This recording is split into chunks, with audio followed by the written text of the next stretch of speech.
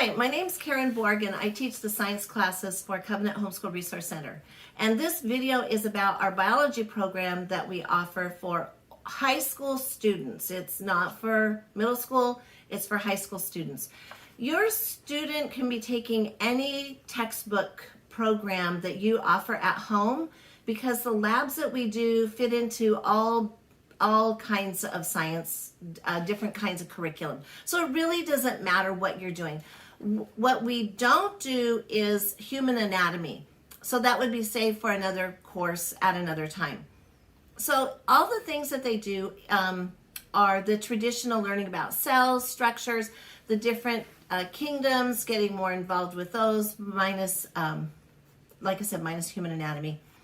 There's a lot of dissections, there's a lot of microscope work. Everything is hands-on, nothing is just demonstrated on my part where the students don't get involved. They sit in tables of 2 to 3 students to a table, so the class enrollment ranges between 12 and 15 students, so it's very small, very hands-on. And one of the things that we do a lot of microscope work.